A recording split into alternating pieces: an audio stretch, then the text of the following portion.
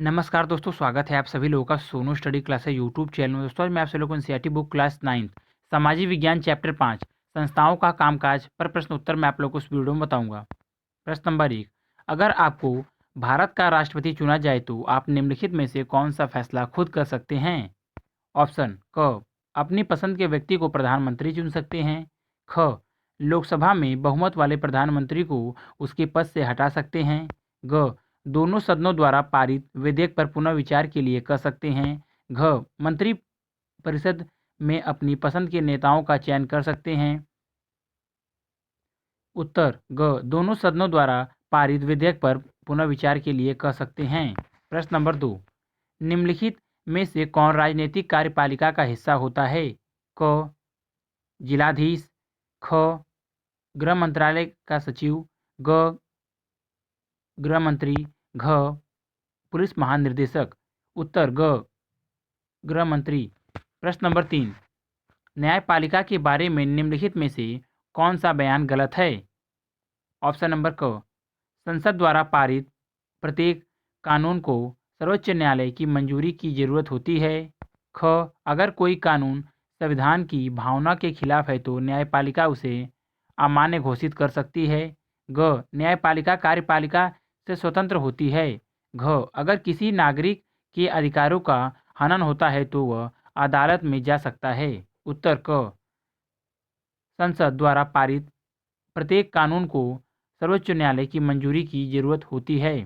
प्रश्न नंबर 4, निम्नलिखित राजनीतिक संस्थाओं में से कौन सी संस्था देश के मौजूदा कानून में संशोधन कर सकती है? ऑप्शन नंबर क, सर्वोच्च न्यायालय। ख, राष्ट्रपति। ग, प्रधानमंत्री। घ, संसद। उत्तर घ, संसद।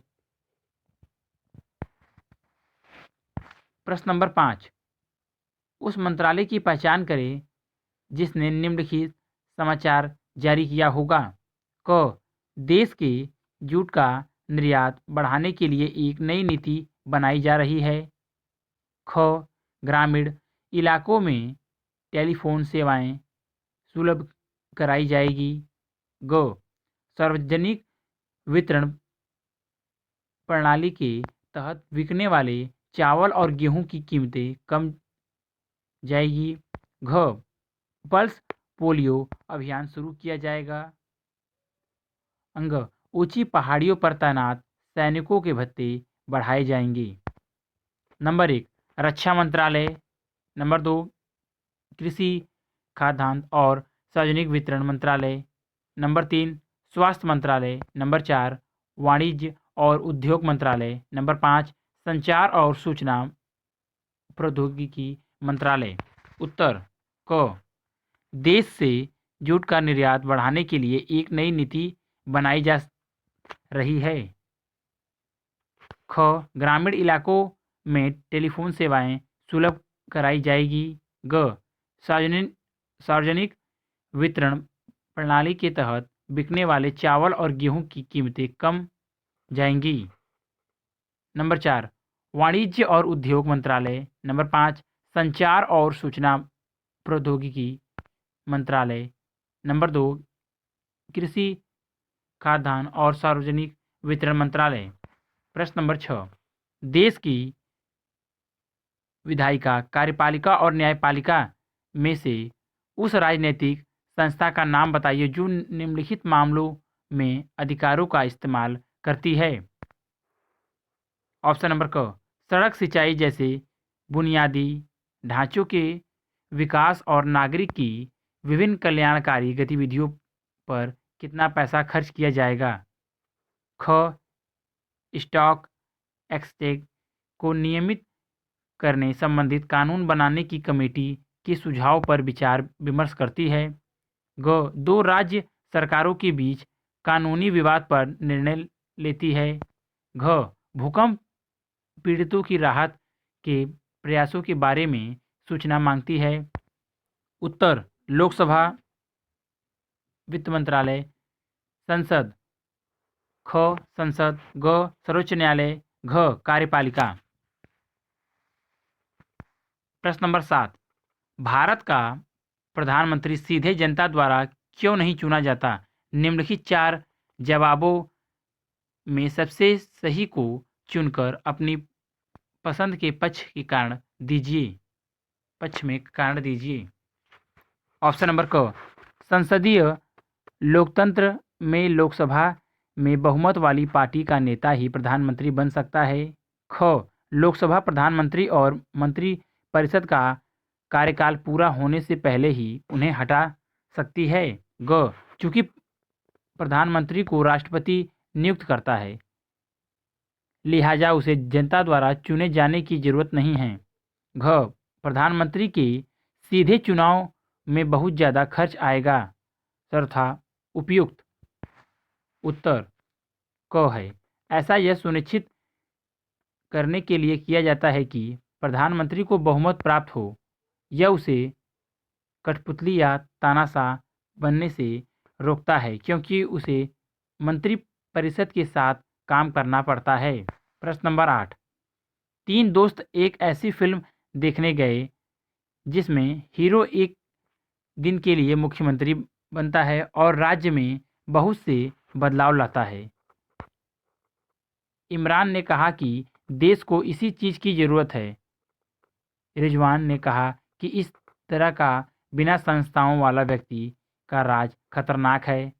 शंकर ने कहा कि यह तो एक कल्पना है, कोई भी मुख्यमंत्री एक दिन में कुछ भी नहीं कर सकता। ऐसी फिल्में के बारे में आपकी क्या राय है?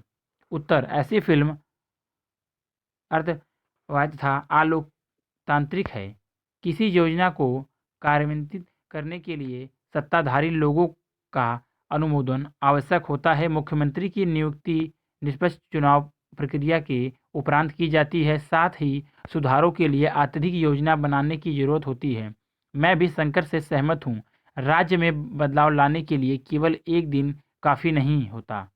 प्रश्न नंबर 9, एक शिक्षिका छात्रों की संसद के आयोजन की तैयारी कर रही थी। उसने 2 छात्रों को अलग अलग पार्टियों के नेताओं की भूमिका करने को कहा। उसने उन्हें विकल्प भी दिया। यदि वह चाहे तो राज्यसभा में बहुमत प्राप्त दल की नेता हो सकती थी और अगर चाहे तो लोकसभा के बहुमत प्राप्त दल की। अगर आपको यह विकल्प दिया जाए तो आप क्या चुनेंगे और क्यों? उत्तर, मैं कृत्रिम लोकसभा को प्राथमिकता दूंगा, क्योंकि राज्यसभा की अपेक्षा लोकसभा अधिक शक्तिशाली होती है। कोई भी सामान्य बिल दोनों सदनों द्वारा पास किया जाना आवश्यक है, किंतु लोकसभा के सदस्यों की संख्या अधिक होने के कारण बहुमत का निर्णय मान्य होता है।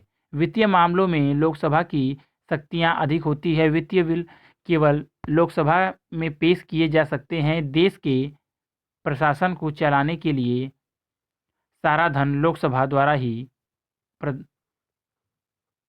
प्रदान किया जाता है।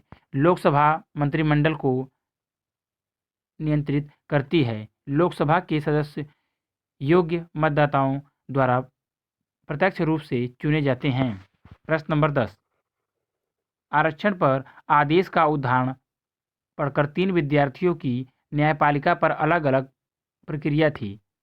इसमें से कौन सी प्रक्रिया न्यायपालिका की भूमिका को सही तरह से समझती है? क, श्रीनिवास का तर्क है कि चूंकि सर्वोच्च न्यायालय सरकार के साथ सहमत हो गई है, लिहाजा वह स्वतंत्र नहीं है। ख, अंजय का कहना है कि न्यायपालिका स्वतंत्र है क्योंकि वह सरकार के आदेश के खिलाफ फैसला सुना सकती थी। सर्वोच्च न्यायालय ने सरकार को उसमें संशोधन का निर्देश दिया। ग, विजय का मानना है कि न्यायपालिका न तो स्वतंत्र है और न ही किसी के अनुसार चलने वाली है, बल्कि वह विरोधी समूहों के बीच मध्यस्थ की भूमिका निभाती है। न्यायालय ने इस आदेश के समर्थकों और विरोधियों के बीच बढ़िया संतुलन बनाया।